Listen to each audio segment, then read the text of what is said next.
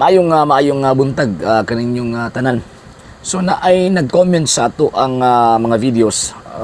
Isa sa mga nag-comment dito nangutana siya unsay himuon nga paagi aron na ma-convert ang ilang minahal sa kinabuhi nga dili katoliko padulong sa pagka gitawag og katoliko.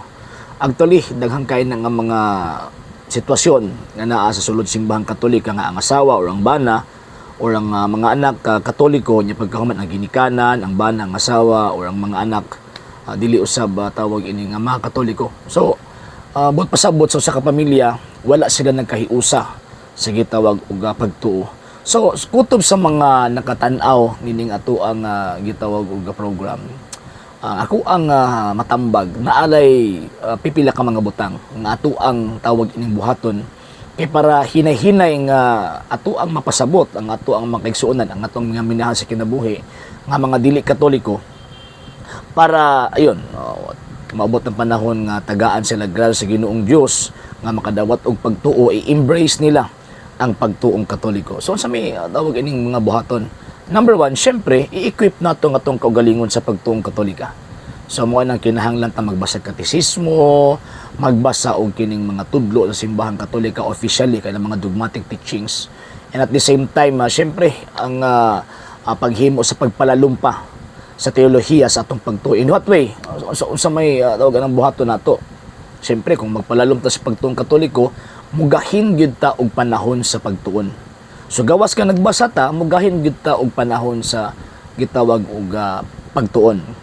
So tun-an nato pagtuong katoliko, ang mga dogmatic teachings niya, syempre ang iyahang mga katisismo kay actually basic man gud na kung catechism ang ato ang unahon. Then after on that, kadtong ang dogmatic teachings man gud mga background man gud na concerning sa ato ang teachings.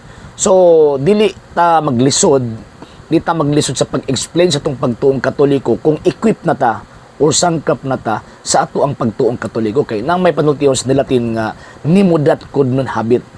Buti pasabot dili ta makahatag kung wala tay atua. So unsa ato pag-convince nila kung kita mismo wala ta masayod sa atong pagtuong katoliko. So sa atong pagpalalom sa atong pagtuo gawas ka nagbasa ta, so pwede mo maminaw og mga programs sa mga defensor katoliko para hinay-hinay nga tawag ini nga pagpasabot sa pagtuong katolika. Actually dili kay ko naga-encourage nga Biblia ang unang basahon kay most of the Catholics nga nagatan-aw sa sama ni ining mga programa ang ilang unang basahon ang Biblia. Actually dili ko mosupak nga kinahanglan ta mobasa og Biblia, pero sa tua nga nagtuon sa pagtuong katoliko dapat unahon nato pagbasahon ang ato ang katisismo. Ngano man kay ngato mo ang katekism manggod siya manggod ang maghatag og boundary. Unsaon nato pagsabot ang nakasulat sa balaang kasulatan. Siya manggod ang naghatag nato og guide.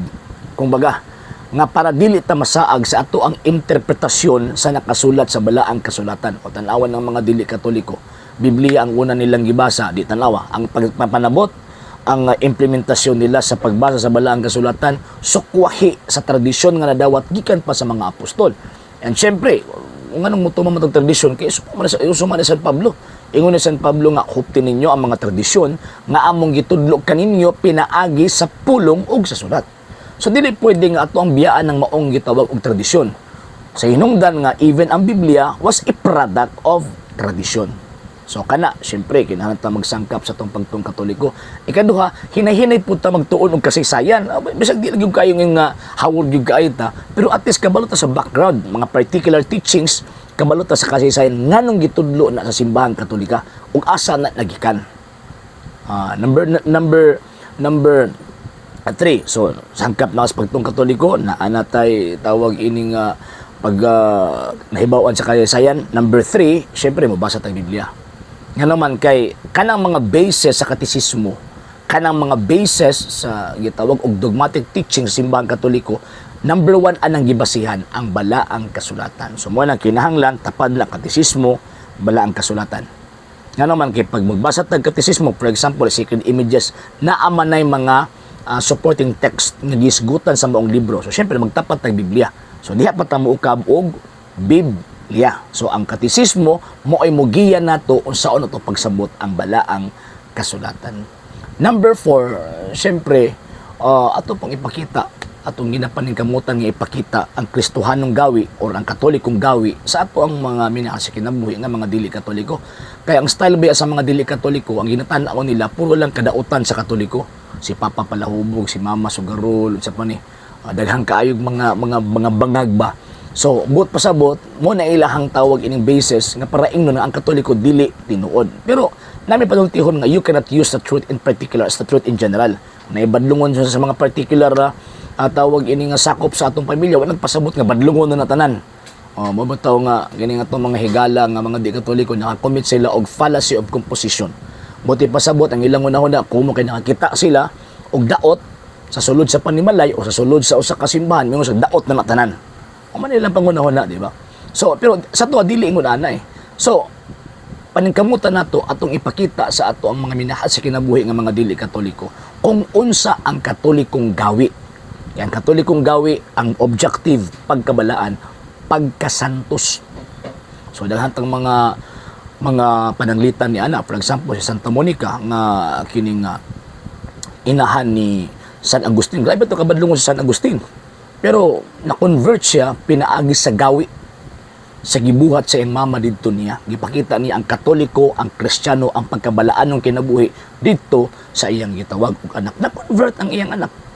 So ipakita kung usa gyud sa mga pinaka-importante maningkamot ta sa pagkinabuhi subay sa atong pagtuong Katoliko. Nganong butang nga mato og term paningkamot kay daghan man gud di man gud ta perfect.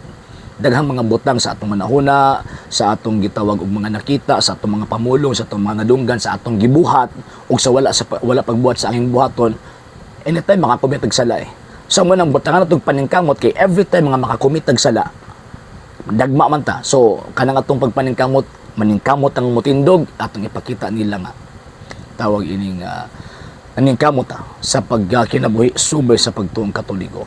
And syempre lastly, atong iampo ang ato ang pamilya na dili Katoliko. Siyempre sa atong pag-ampo normal gyud na nga mo mudawat ang mga sakramento atong ipakita ang atong pagkarelihiyoso. Relihiyoso in the sense nga again naningkamot sa pagkinabuhing Katoliko. Dili bitaw pagka-ipokrito.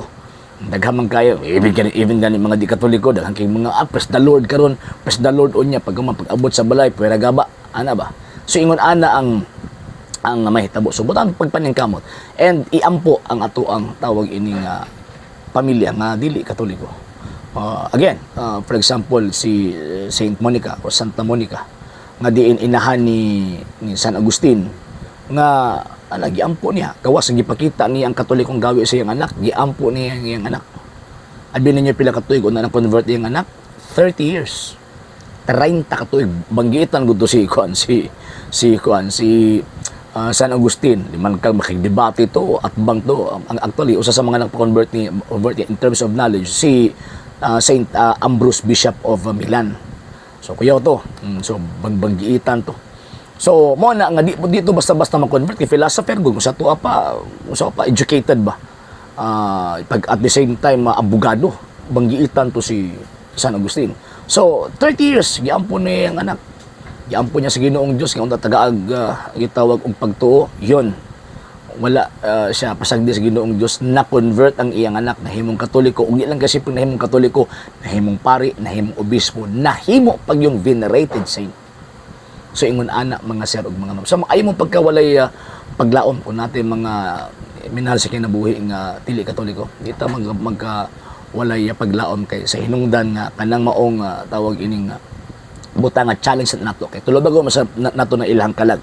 Kung di nato buhaton natong pagkatoliko dito nila tulobagon sabda natong ilang kalag. Dapat i-inform nato sila nga naman kay sila na ang magpili kung mudawat ba sila o dili sa atong pagtuong Katolika. And at the same time tungod sa pag-ampo kabalo ang Ginoong Dios muhatag motisok og tawag ining liso sa pagtuo anang atong minahal sa kinabuhi ma-convert og makuha na. Okay? So mo na to ang atong gamay nga kapaambit may tungod anang butanga and thank you kaayo sa gitawag og nangutana. Okay? Sa hindi pa po nakapag-follow sa mga pages po natin, i-follow nyo po yung mga pages po natin, RJ Horolanciano II TV Apolia Punto Argumento page, Kuya Apologies TV page, and RJ's Vlog 2022. And pwede rin po kayo mag-send po dyan ng Facebook stars. And also, sa atin po mga channels, sa hindi po nakapag-subscribe, subscribe po ninyo yung mga channels natin, The Lay Catholic, Apologies International Official, RJ Sanado II TV, Kuya Apologies TV, and Barrio Kawayan Religious Forum. And pwede rin po kayo mag-send po dyan ng super sticker, super chats, and super thanks. And maraming salamat po sa mga kapatid at mga Katoliko na always pong tumutulong sa programa po natin. Maraming salamat po. Nang dahil po sa tulong at suporta po ninyo, ang programa pong ito, until now, andito pa rin po sa social media. And until now din po, nangangailangan pa rin po tayo sa tulong at suporta po ninyo dahil wala po kami magagawa rito mga sir, mga ma'am, kung wala po yung tulong at suporta po ninyo. Sa gusto pong tumulong, sa gusto pong sumuporta, pwede po ninyong ipadala ang tulong at suporta po ninyo sa pamamagitan po ng ating mga account numbers dyan po sa ating pong screen. And pwede nyo po kaming i-message sa ating pong page kung via remittance po yung papadala po ninyo. Maraming salamat po in advance.